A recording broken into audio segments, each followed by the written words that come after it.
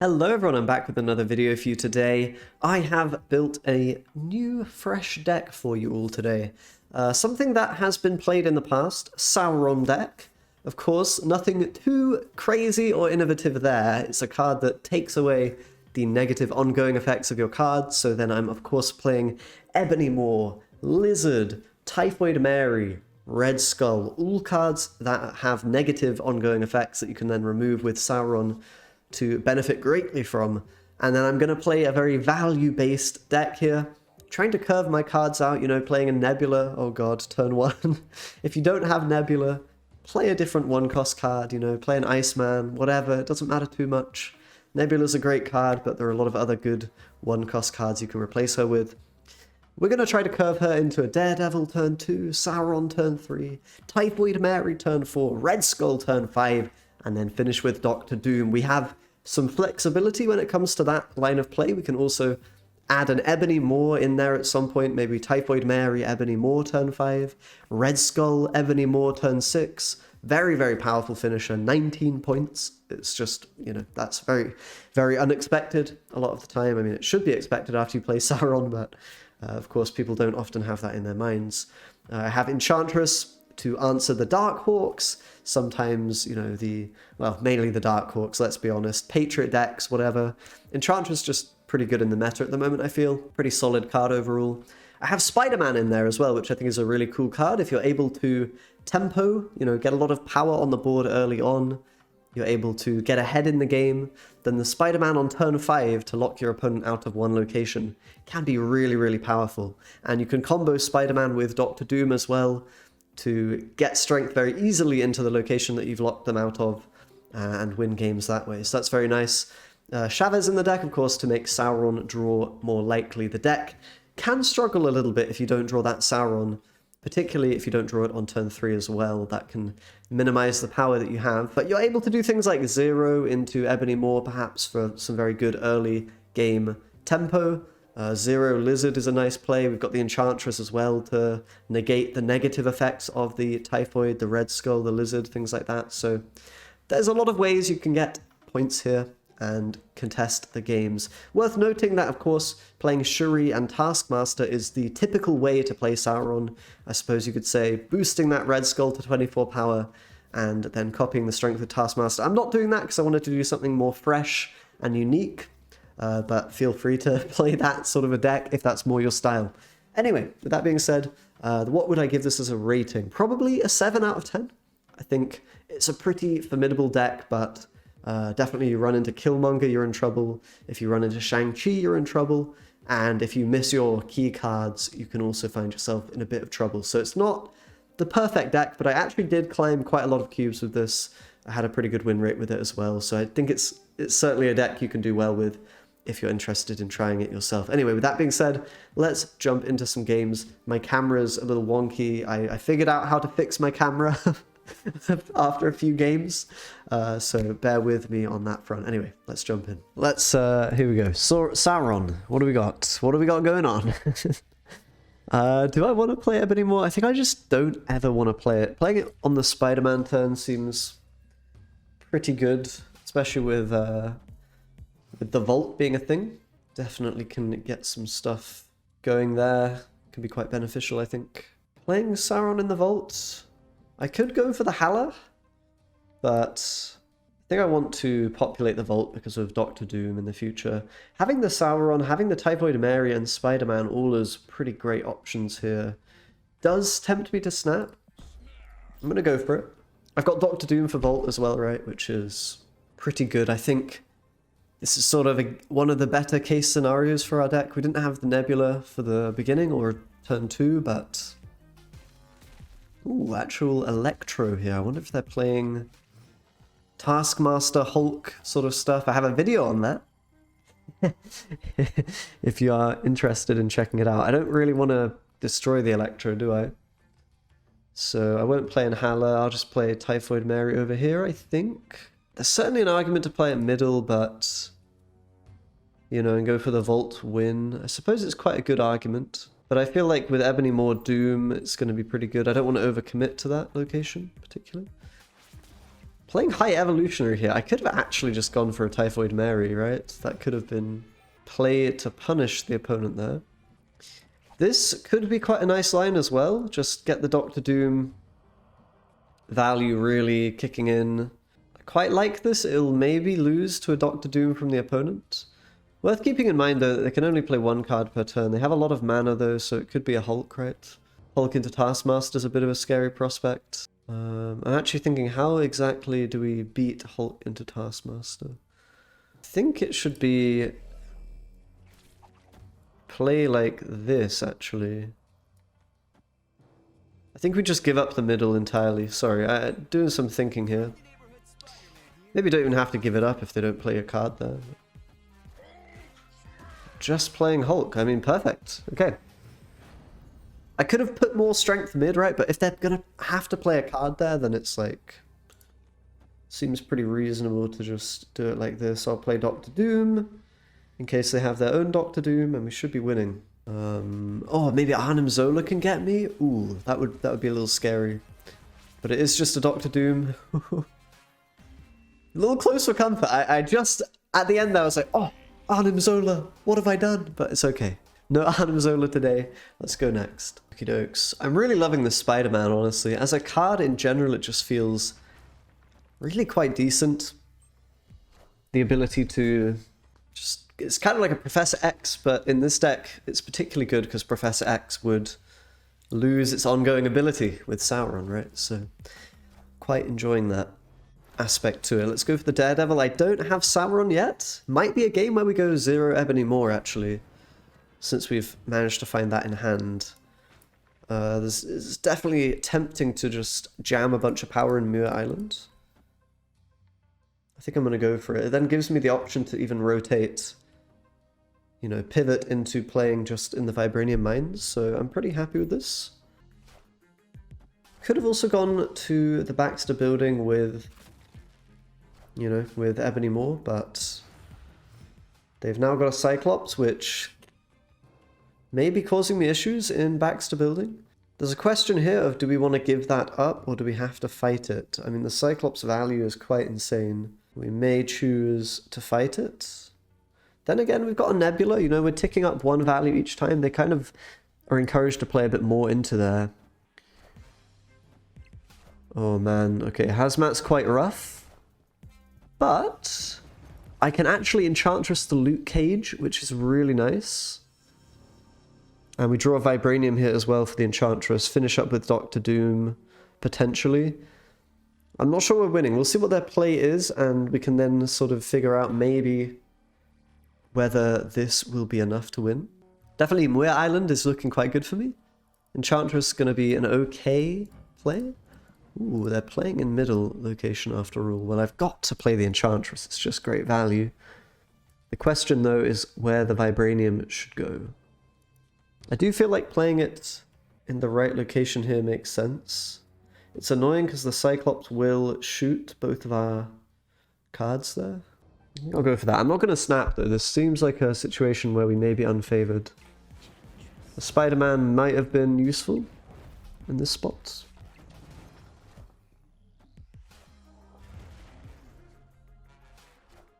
We're only 2 points behind in the Baxter building, so they certainly have to consider, you know, consider what they're doing there. Whether they play a Hulk there. This is a bit of an awkward spot for the opponent, hopefully. The Abomination didn't cost them very much, though, so they might have a She-Hulk plus something else, which is quite powerful, isn't it? I guess it's probably Doom because it spreads strength, but it's a little bit sketchy, really. Also, not sure it's winning. Let's see what we've got here. It might be enough. They've only got one play. Doom's going to be enough to beat the Hulk on its own. Very nice. We managed to win a Baxter building game by just going in the other two. That's the power of Ebony Maw, really. Very nice. Okay, next game. Nebula turn 1. I like that. That's very good. Pet Mansion as well. We get one less spot for the opponent to play in. Very cool. Oh, and the Raft as well. That helps my Nebula get even more value. I'm not going to snap, I don't think, because I might struggle to put units in the Raft. They are playing into the left. Okay. Maybe a snap opportunity now, although I don't really have a great play here. I could just play Ebony Maw left, honestly.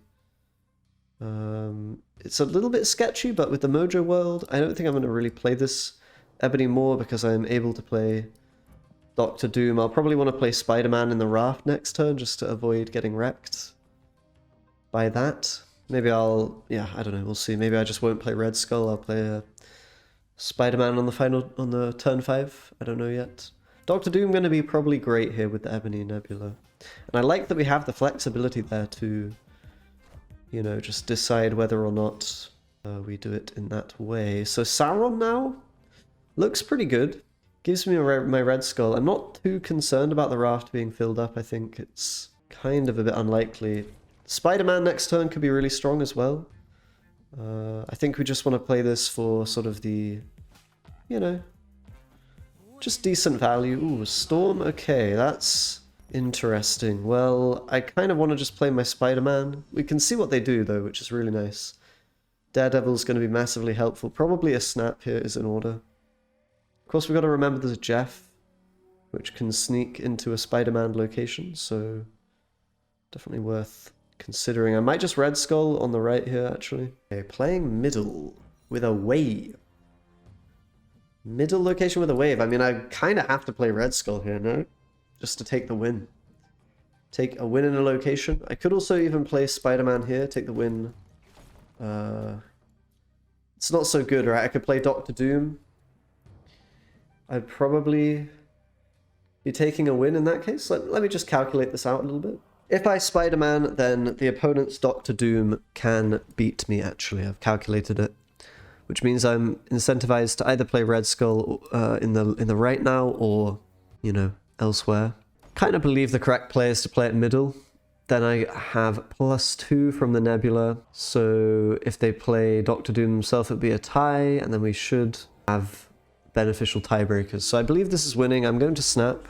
And of course, if they don't have Doctor Doom, I'll be able to win the flooding location with my Doctor Doom. So a little bit of calculation having to happen there. I think playing Red Skull is slightly worse because we lose our Doctor Doom value in the right, essentially. And of course, I can't play a card in the left, so it gives my opponent a bit more of a chance to win. Anyway, let's go for the next game. Okay, into another one we go. Nebula turn 1 again. Woohoo! I'm gonna snap, dude. I have the Sauron, I have Lizard, and I have Ebony Maw. And I have that turn 1 Nebula. I mean, what more could I really want? Perfect curve for the deck. I actually am quite confident in this deck. If you draw the Sauron, I feel like it's just very powerful, isn't it? It's just very powerful. So do we want to play Lizard? That is a key question. I think we do. We're just curving out by the looks of things. Yes, I don't negate the negative ongoing with the Sauron, and quite often I think you will have to play the Lizard on turn 2 and not feel great about it. Although here, he's in the lab, ladies and gentlemen. I am pretty thrilled about that, I must say. Thor being played, that is quite wacky. Not sure what to make of that, really. I think I'm just going to play the Typhoid in the middle. I'm happy to give up the left if the opponent sort of wants to commit a lot more power there. If they're going to commit a lot in the middle, then maybe we will want to play Red Skull in the left. High evolutionary Lockjaw. Okay, the Lockjaw pulled Hammer. That's good for me.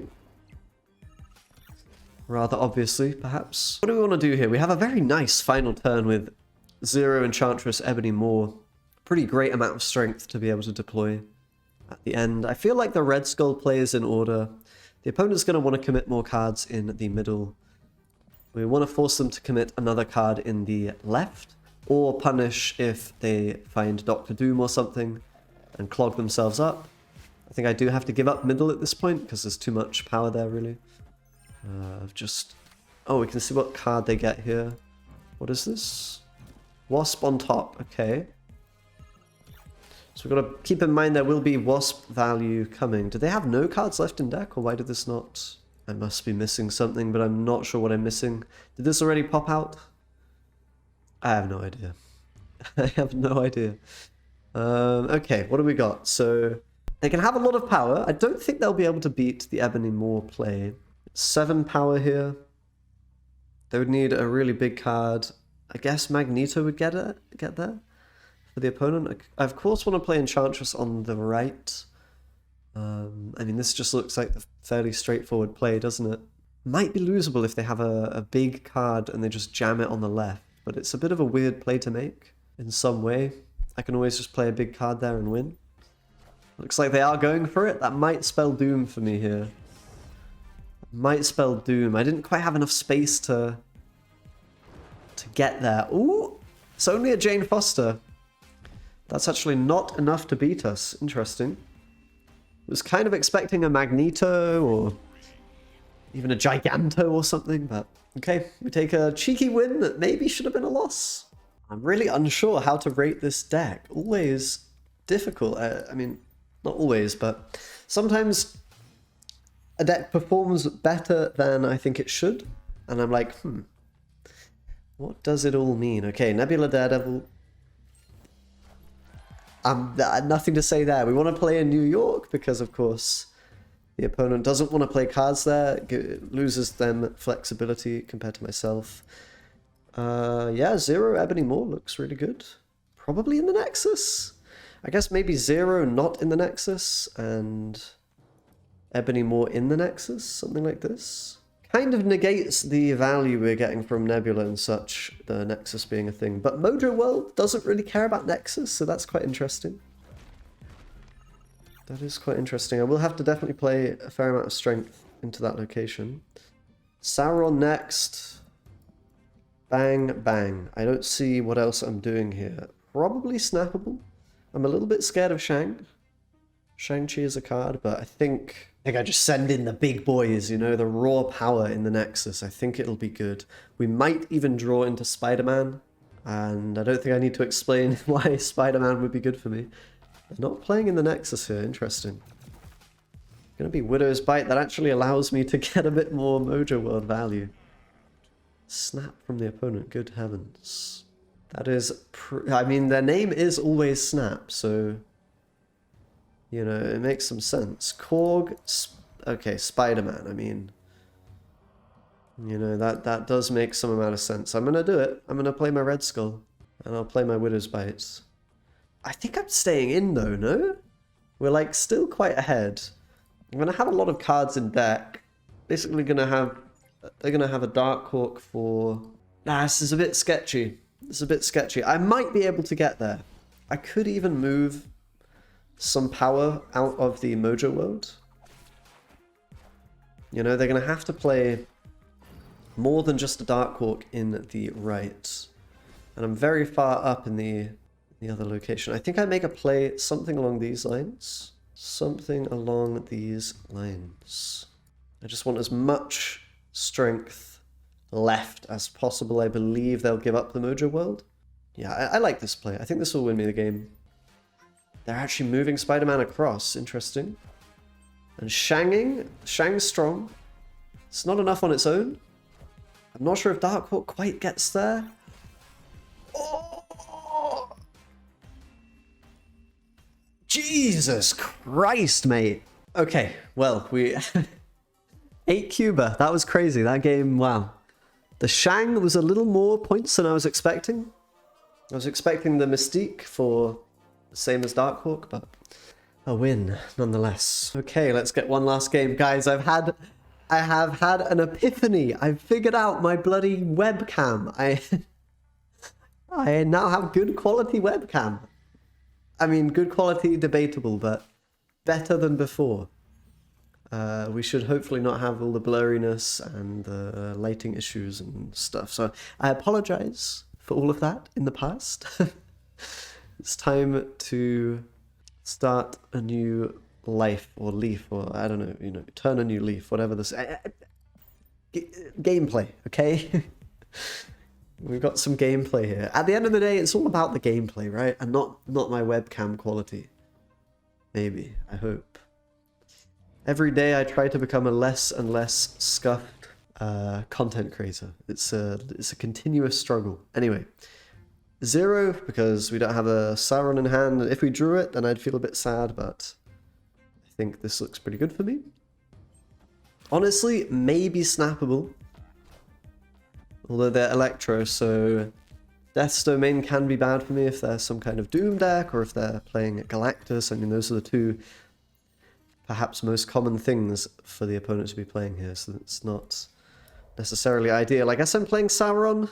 It will take the effects away. I can give them a Spider-Man, I don't really mind about that. I'm a bit afraid of some things coming. I might even have to play a Spider-Man, depending on what they do here. Dr. Octopus. Okay. Well, you know what that means, right? At the least, we have Spider-Man them in Death's Domain, so they can't Galactus there. They can only Galactus somewhere else. The issue is, I guess they have to play in Kunlun. And then they have Null. Typical Galactus stuff, right? It'll destroy the Mindscape. And yeah, I don't really have any counterplay to this. It's not a great game to end on, is it? I mean, I suppose the win condition here is just hoping there's no Null, but there's always a Null. I'm gonna have to retreat. I'll play another one though. You know, Galactus, whatever. We can't really beat it with this deck. No counters. Go next. Okay, let's go for an actual last game, shall we? See if we can't make that work. 0, I don't really want to play here. I can always combo it with Red Skull at least. For an okay finisher. Definitely not as strong as it used to be, unfortunately. We do have 0 Ebony Maw as well, which is something I'm very keen on playing out.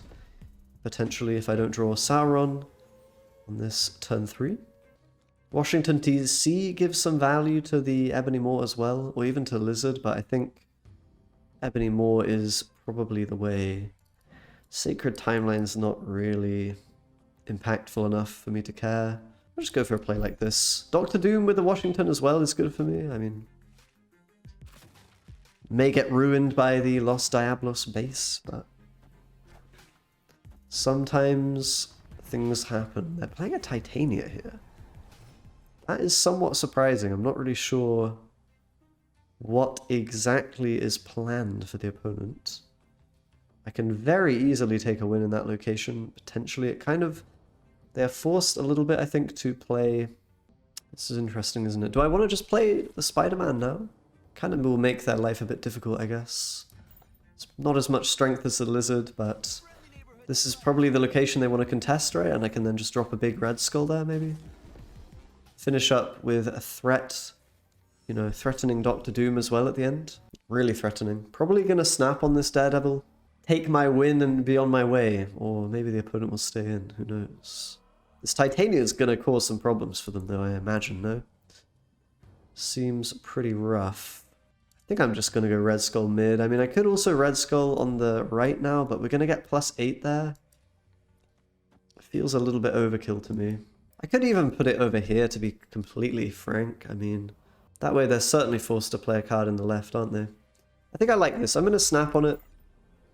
I'm just going to keep all of the locations pressured, you know? Going to keep them all pressured. I'm actually going to force them to play 2 cards in the left, I believe.